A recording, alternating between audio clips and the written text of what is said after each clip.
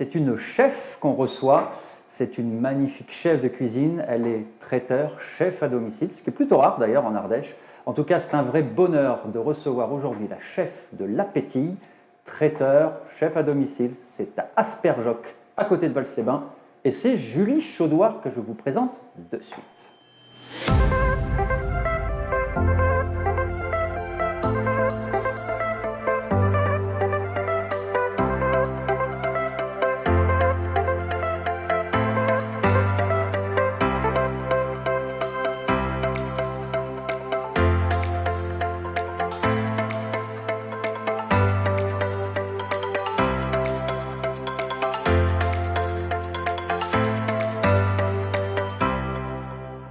Bonjour Julie. Bonjour Franck. Merci d'avoir accepté cette invitation donc de venir chez moi aujourd'hui, quelque part en Ardèche, dans ma cuisine.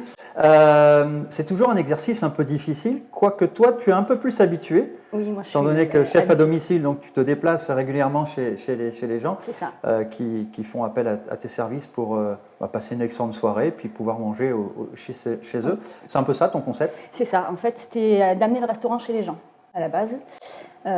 Du coup, je pense qu'on a plutôt bien réussi. Alors, ça a été dur au début, parce qu'on ne connaissait pas forcément le concept.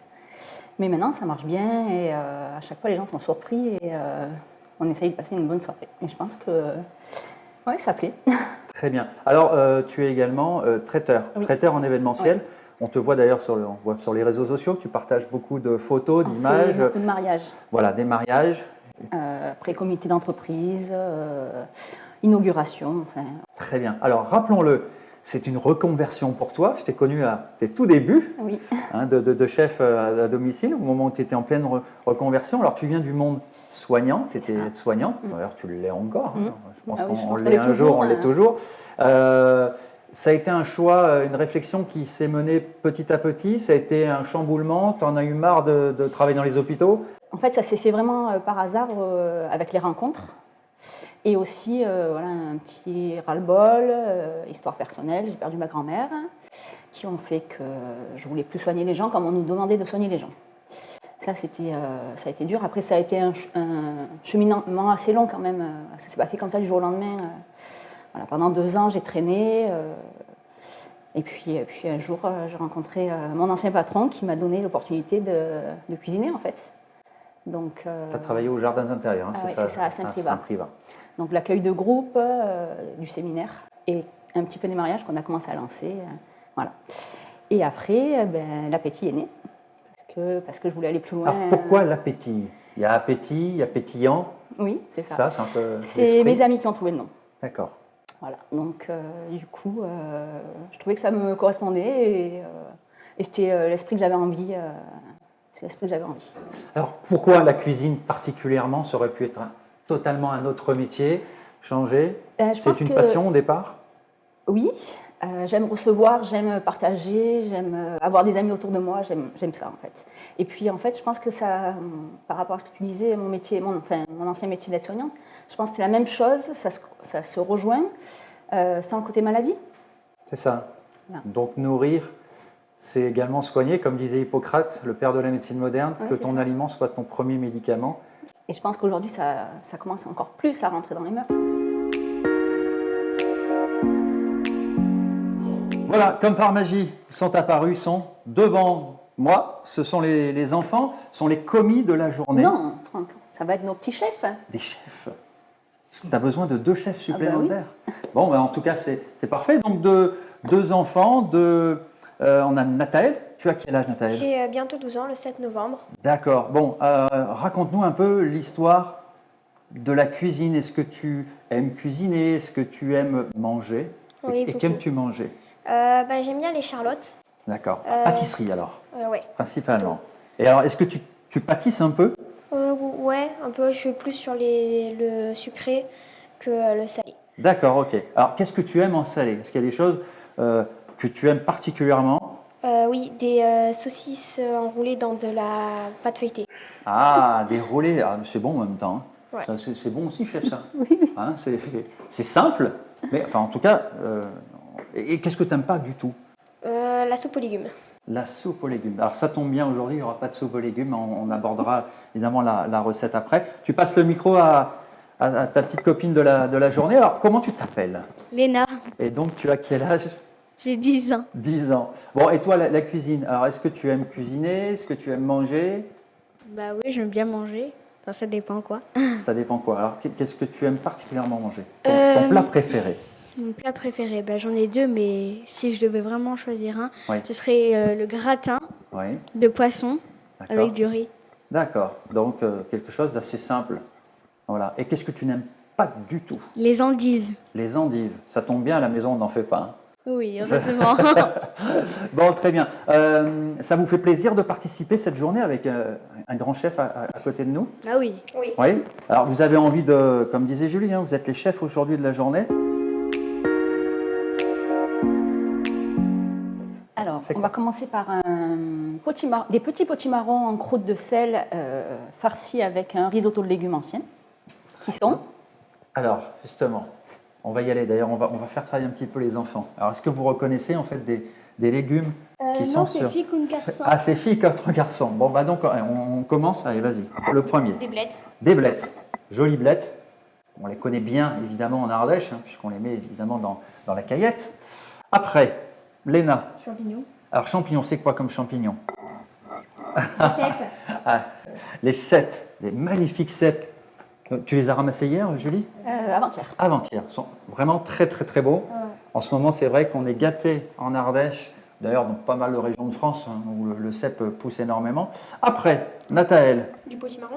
les potimarrons, là, donc de ta production personnelle. Ils sont petits. Voilà, ils sont vraiment, oui, ils sont très, très Des jolis. petits potimarrons. Il y a une différence d'ailleurs entre un petit et un gros au niveau gustatif, ou globalement c'est un peu la même chose au Il y niveau de a la chair. beaucoup moins de chair déjà. Oui. Voilà. Donc là, pour faire cuire en croûte, c'est bien ça. Très bien. Alors après, on y va. Vas-y. L'ail. L'ail. Ah non, ça c'est pas de l'ail. Ah, oignon. Et nous, on a un point les garçons. Oh non, non, non, dis, on avait déjà un point pour C'est ça. pas grave. C'est pas grave. Alors, ok. On va gagner. Ensuite, allez, vas-y, Nathaël. Thym. Du thym. C'est du thym? Je sais pas. Ça sent le thym? Ça sent le thym? C'est un peu un thym sauvage. C'est de la sarriette? Ah, c'est de la sarriette. Voilà, la sarriette qui est très jolie. Tu ramasses également? Non. Non, ça s'achète. Alors ensuite, on y va, on continue. Allez. Après, il faut cuisiner, allez, les enfants. On y va, allez. Alors, Topinambour. topinambour, excellent. Bien, oui, très très bon le topinambour. Donc de ta production? Non. Non plus, d'accord. Après, Nathaël, Pomme. des pommes. Alors ça, ce sera pour le dessert. Rappelons, donc baba, pommes et confiture de châtaigne. Moi, je sais. Et puis évidemment des brisures de châtaigne. On continue dans les légumes. Alors, on a le topinambour. Après, il nous reste ici quelques légumes. Lesquels? Allez, choisis. Là, ça triche chez les filles. Ça triche, je vous le dis, les amis, ça triche énormément. Nous, on est clean, nous. Hein. Nous, on ne triche pas du tout. Voilà. Un panier. C'est un persil racine. Persil racine. Alors ça, j'avoue, je n'avais pas trouvé du tout. D'ailleurs, le topinambour non plus, je n'avais pas trouvé. Donc, persil racine, excellent. On est sur des variétés donc extrêmement anciennes. Donc ça, c'est vraiment, ça fait d'ailleurs depuis quelques années qu'on retrouve toutes ces variétés qui reviennent énormément. Il nous en reste deux. Celui-ci. Le pané. Le pané. Et après ici. C'est quoi? Vous voyez, il ne triche pas. Non, c'est fille contre garçon, on a le droit de se dire des trucs. Alors, c'est quoi? Cerveuil. Cerfeuil. Cerfeuil. Cerfeuil. Oui, ils ne savent même pas tricher, les amis. Ils ne savent pas tricher. Donc, c'est du cerfeuil. Pas jaloux, Franck. Non, je ne suis pas jaloux non plus, mais je n'avais pas trouvé non plus. Donc, cerfeuil, Tubéreux. tubéreux. Bon, on a globalement, évidemment, il y aura d'autres ingrédients qui vont se mêler, mais là, on a d'une part les légumes, les fruits, on a tout pour préparer cette recette. Oui. Donc, eh ben, il ne reste plus qu'à relever les manches. Le tablier, c'est bon, vous l'avez mis.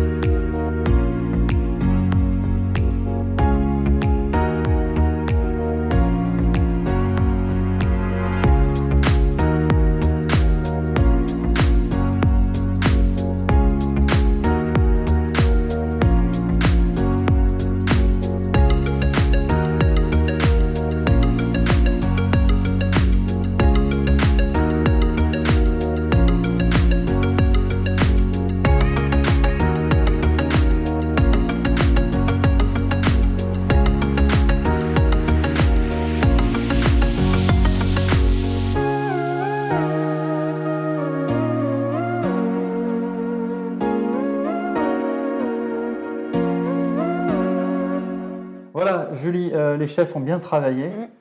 Les épluchures, la petite brunoise donc de tous les légumes. Donc tout est globalement préparé pour le risotto. C'est ça.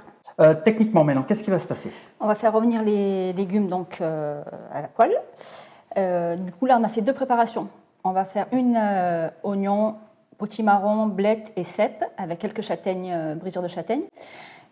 Et après, on va faire une autre, donc avec des légumes racines, des potimarrons, les blettes et aussi des châtaignes. Donc tu le déclines? On peut le décliner comme on veut. Comme on veut. En fait, donc là, on parle que sur du végétal. Oui. Il n'y a pas du tout de viande. On pourrait mettre de la viande, On pourrait également mettre de la viande. Mais pour nos amis végétariens véganes, c'est une excellente recette en tout cas à retenir. Et puis ça fait du bien également de ne pas manger de viande au minimum une fois par semaine, ce serait parfait.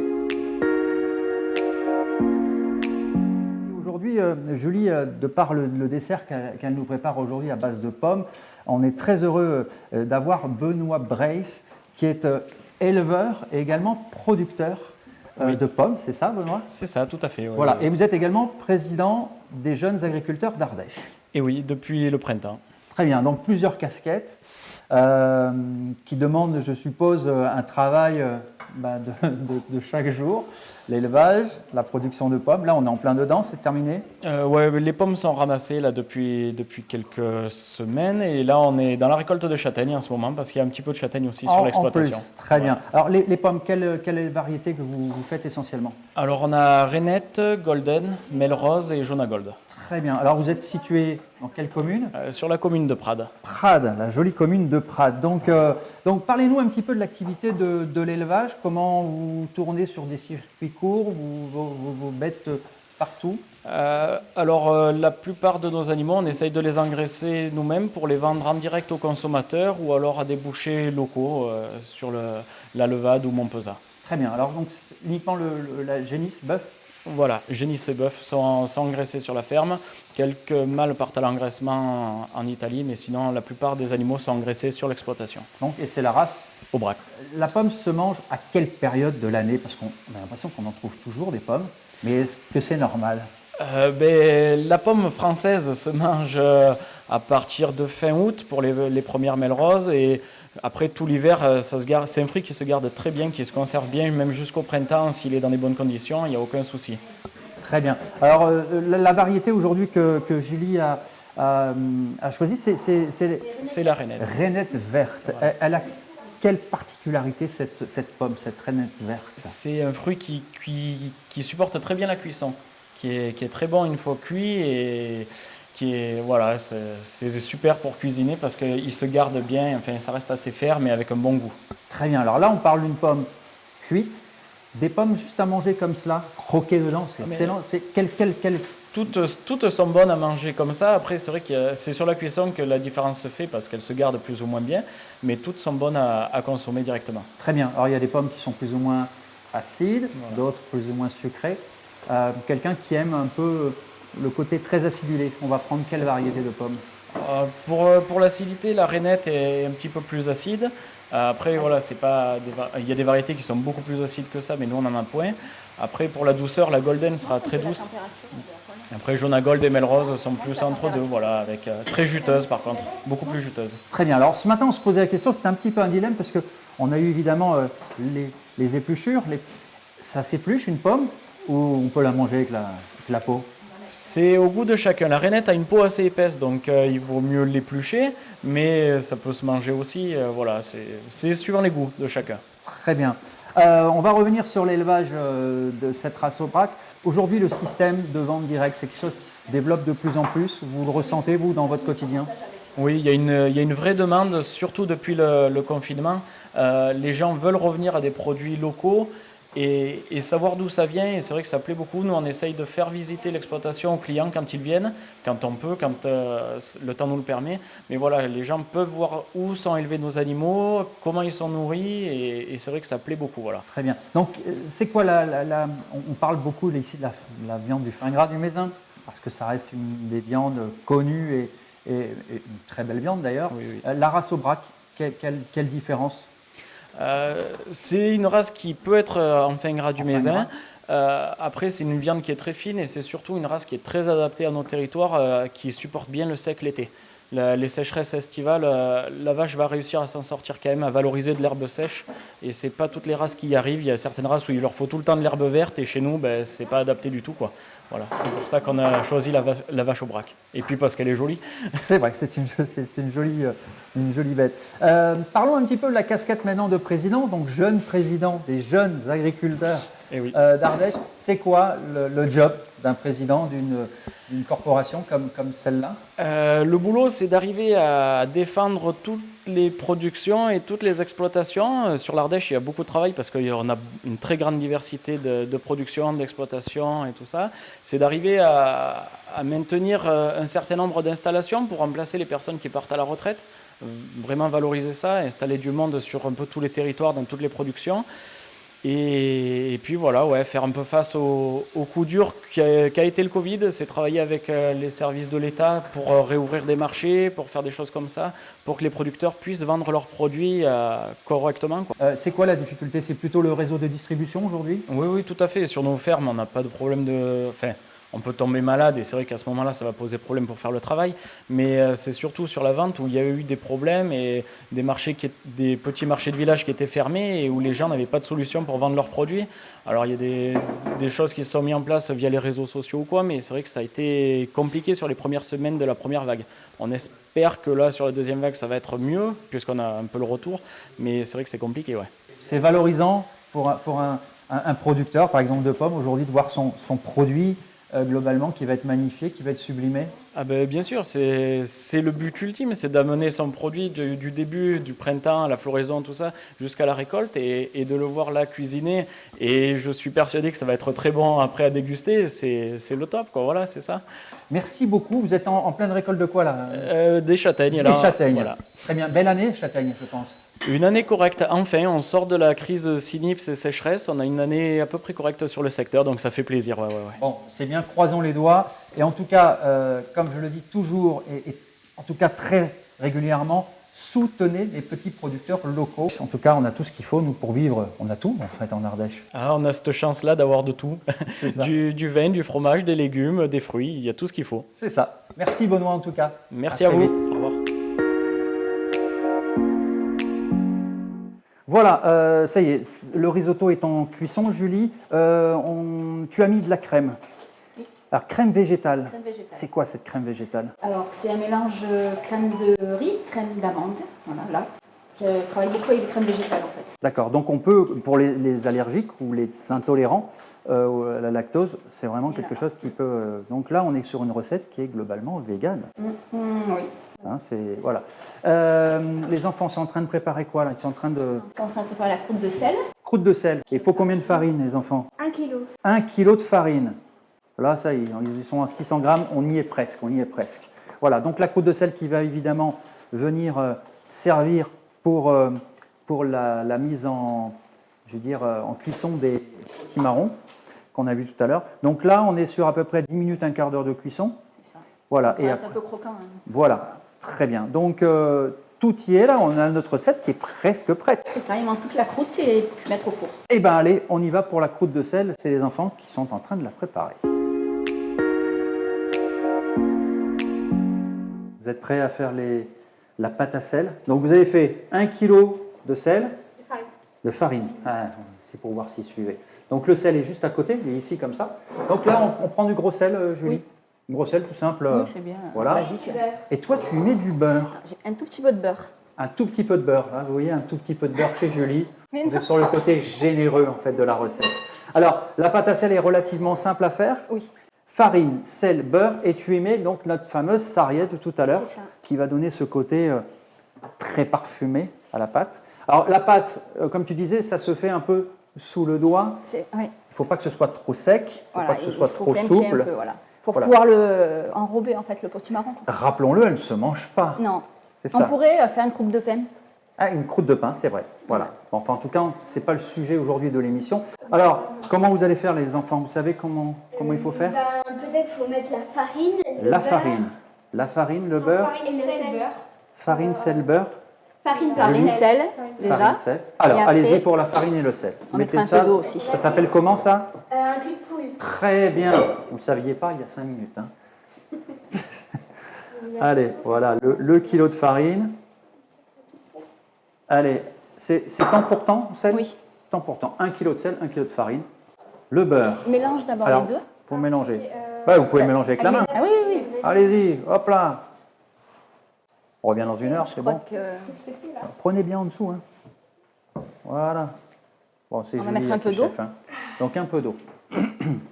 Donc on y met de l'eau dedans. Là, tu as mis un tout petit peu d'eau. Tu le mets au fur et à mesure Oui. par rapport à la consistance. Allez, mélangez les enfants. Ça va vous faire travailler les muscles des mains. Mais j'adore malaxer les trucs avec mes mains. C'est agréable. C'est sympa à faire ou pas? C'est pas sympa? C'est agréable, mais après on baisse, c'est merde. D'accord. Bon. En tout cas, c'est pour nous manger ce midi. Hein. Vous le savez, ça. Pas vous, hein. Nous aussi. Hein. Alors, donc tu peux prendre le beurre, le mettre dans la pâte, et donc après, il restera juste à l'étaler C'est ça. pour voir. Donc le four, Attention, les précuisson loulous. 180. Voilà, donc la sarriette qui va donner ce côté de la garrigue, toujours un côté très agréable, et qui donnera évidemment un parfum au potimarron, qui, je le rappelle, se mange intégralement. La peau du potimarron sera confite avec les légumes dedans. Allez, on se retrouve juste après pour l'abaissage de la pâte. Bon, alors qu'est-ce que vous allez devoir faire maintenant? Qu'est-ce que Julie vous a demandé de préparer? On va devoir entourer les potimarrons Oui, dedans, comme D'accord. façonner. donc façonner. Donc vous allez mettre la pâte autour. Et ça va servir à quoi? Allez, faire ça fait comme un petit four.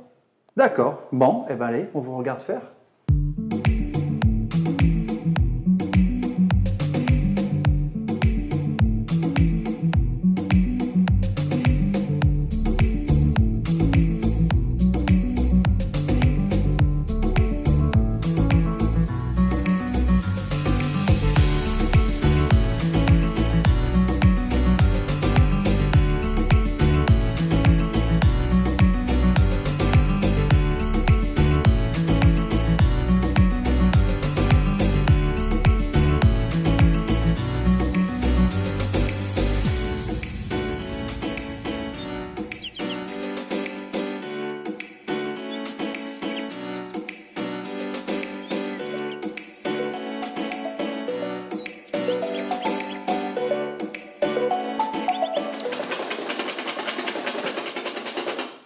C'est magnifique. Non mais c'est franchement magnifique les amis. Non, écoutez ce son en fait du blanc qui est en train d'être battu par Julie Chaudoir. Je vous rappelle, l'appétit, c'était Asperjoc, chef à domicile, traiteur, qui nous fait maintenant la recette du baba pomme châtaigne. Donc on était en train d'anticiper un petit peu, hein, pour tout vous l'avouer, les blancs d'œufs donc montés en neige. Tout simplement, là, tu les montes à la main, on peut les monter évidemment avec un mixeur ou autre. Hein. Jaune d'œuf, 5 jaunes d'œufs. 6 jaunes d'œufs. Retenez bien. 100 g de sucre, pas que ce soit trop sucré, c'est pas bon. On vous propose dans certaines recettes beaucoup plus de sucre, évitez au maximum.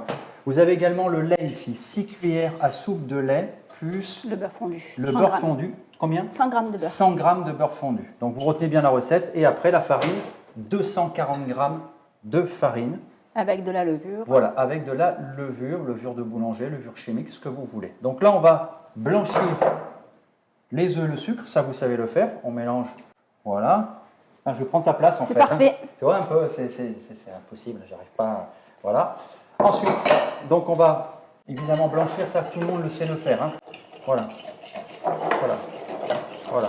Voilà. Donc, Julie qui adore ça, qui adore battre. On se retrouve après. Hein.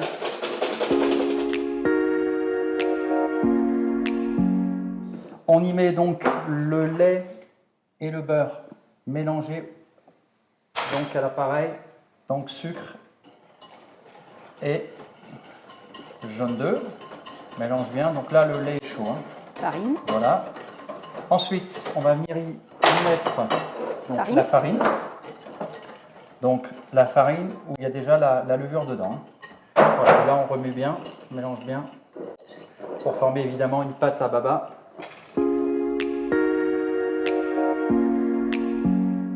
Maryse, on va mélanger donc les blancs. On vient soulever délicatement pour y incorporer de l'air. Parfait. Ouais. Voilà, on y mélange bien. Et depuis ce jour, Franck s'est lancé en chef à domicile. C'est ça. Non, les amis, non, on reste ensemble sur TV07, tout va bien. Alors, hop, on va continuer, on va venir y mettre. Voilà. Donc c'est important, me semble-t-il, hein, tu me reprends si je dis des bêtises, c'est important de garder ce côté aérien qui va donner en fait le côté très aéré de la pâte à baba. Oui, c'est donc, ça. c'est l'air, hein, les blancs d'œufs, ça ne sert à rien de les casser en mélangeant de façon rapide. Il faut vraiment y incorporer de l'air donc dans la pâte. Voilà, on tourne.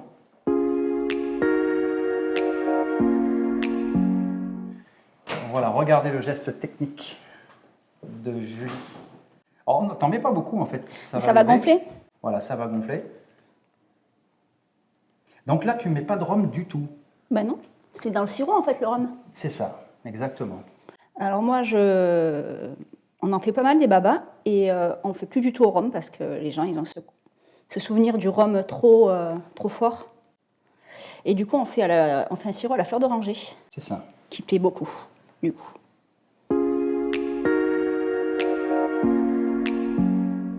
Voilà les amis, les babas sont en cuisson, donc 180 degrés pendant combien de temps, Julie? 20 minutes. 20 minutes, donc une cuisson extrêmement rapide. Pendant ce temps, on a juste le temps de faire les pommes. Donc on rappelle tout à l'heure les pommes de Benoît.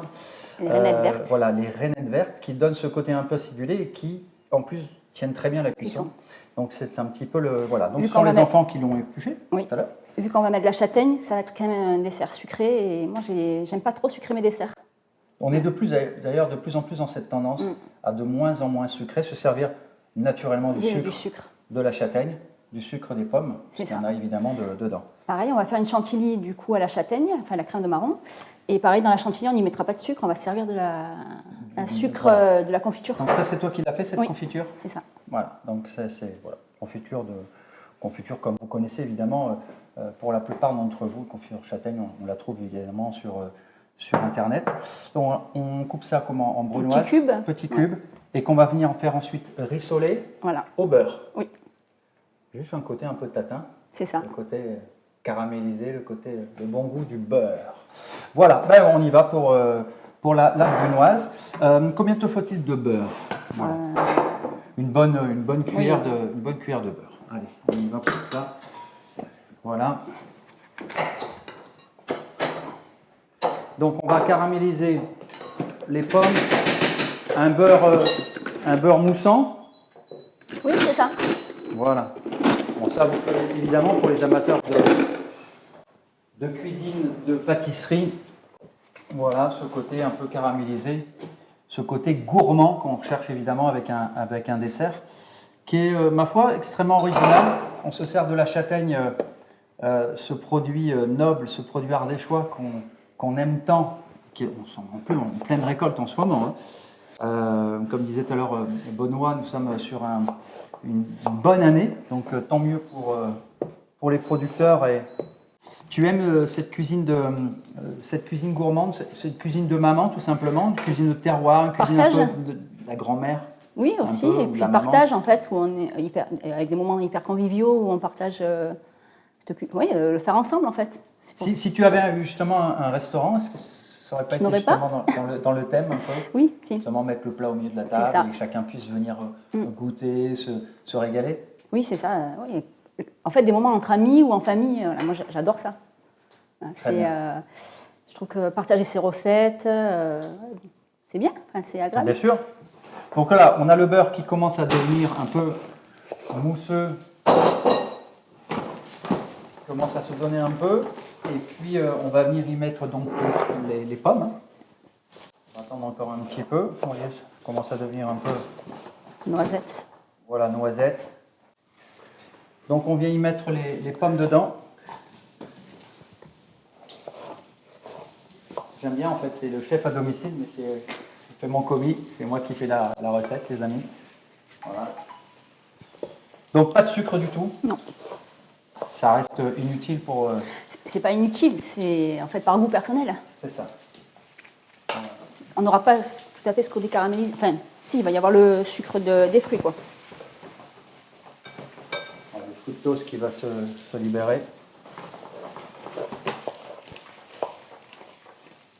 En plus, tu fais ça tellement bien. J'ai travaillé toute la nuit Julie, parce que je savais que j'allais devoir faire sauter les pommes. Voilà. Alors, voilà, donc c'est vraiment très gourmand. Donc les babas sont cuits. Qu'est-ce qu'on va faire? On va les imbiber. On les imbibe avec le sirop. Du coup, donc pas de rhum. Pas de rhum. On C'est a, interdit pour vous les enfants le rhum. Hein. C'est pas possible. Dommage. on va utiliser des marrons confits Alors, marron confit. pour la déco tout à l'heure. De nos amis chez Sabaton, donc à Aubenas, des jolis marrons confits, confiture de châtaigne. Oui. Du coup, j'ai récupéré le sirop Oui. pour imbiber les babas. Très très bien. Donc voilà, donc toujours pas de sucre, mis à part le sucre évidemment du marron qui sont quand même très sucrés. Donc la technique, le baba. On démoule les babas. Allez, vous démoulez les enfants. Attention, c'est chaud. Allez, vous les prenez, vous les mettez dans le plat. Voilà. Donc la chantilly est préparée également. Oui. Ça c'est juste pour le dressage. Oui. Chantilly végétale aussi. Donc chantilly végétale. C'est la même crème qu'on a utilisée tout à l'heure. D'accord, donc on est sur une chantilly amande, Riz. riz. Et on arrive à cette qualité de chantilly. Vous voyez, c'est quand même une jolie surprise. J'avoue que je ne savais pas qu'on arrivait à ce résultat-là avec cette chantilly et ces laits végétaux en fait, hein, ces crèmes végétales. Ça va, vous arrivez à vous en sortir? On va attends, regarde, hop. Voilà, on va les faire en 2 fois. Voilà. Pour bien qu'ils puissent gonfler. Voilà. Voilà, donc le sirop, toujours chaud le sirop? Oui. Très bien. Donc voilà, le baba qui sort du four, le sirop chaud. Ça sent bon, hein? Ça sent bon la châtaigne. Et voilà, et attends Guillaume, viens avec la caméra un peu. Regarde, on va sortir votre travail les enfants. Votre travail des potimarrons en croûte de sel qui sont juste... C'est très très chaud, c'est surtout chaud. Alors, on va le faire... Voilà, on va le sortir. Hop là, voilà. C'est bon ça Julie comme ça? Tu ne devais pas les surveiller? Ben si, mais alors ils sont pas beaux? Tu trouves qu'ils sont brûlés? Non, non, ils sont très beaux. Ah non, mais ils sont très beaux.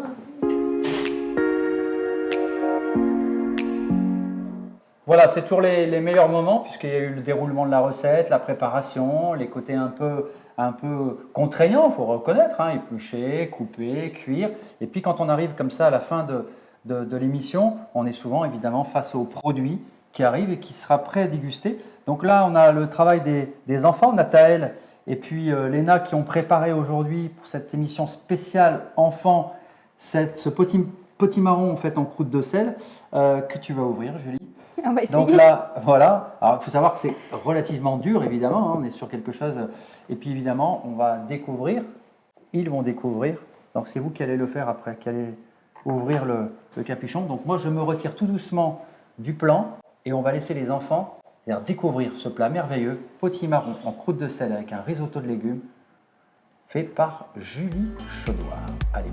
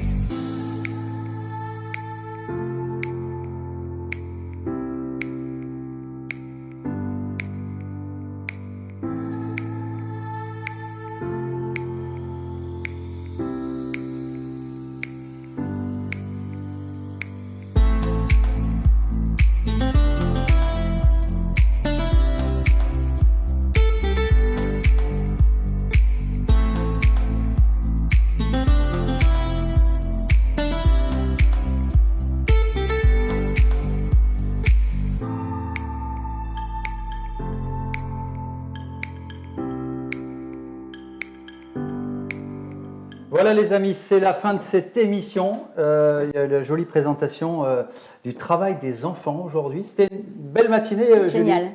C'était une belle expérience à vivre. En tout cas, ce potimarron qui est sorti de sa croûte de sel, qui est absolument fantastique. Nous, on va déguster dans quelques minutes. Et puis évidemment, ce dessert, c'était quoi comme dessert? Un baba au... C'est baba aux pommes et marron. Voilà, et crème de marron, chantilly de marron. Voilà, avec cette jolie décoration, cette jolie présentation. En tout cas, Julie, merci infiniment d'être venue aujourd'hui. Merci à vous. Bienvenue chez moi, en tout cas. On te retrouve évidemment très vite, soit à domicile. Oui. N'oublions pas que tu es chef à domicile, donc en cette période de confinement, 6 personnes. 6 personnes maximum. En tout cas, tu te déplacerais Ah pour oui, 6 oui. personnes. Donc voilà, sachez-le les amis, 6 personnes, vous avez envie de faire venir un chef à domicile, vous régaler et passer un excellent moment comme nous l'avons passé aujourd'hui sur TV07, n'hésitez pas. En tout cas, merci les enfants. Ça vous a plu? Oui. On va manger? Oui. Allez, très vite. À bientôt les amis. Ciao, ciao. Faites signe à la caméra. Ciao, ciao, ciao.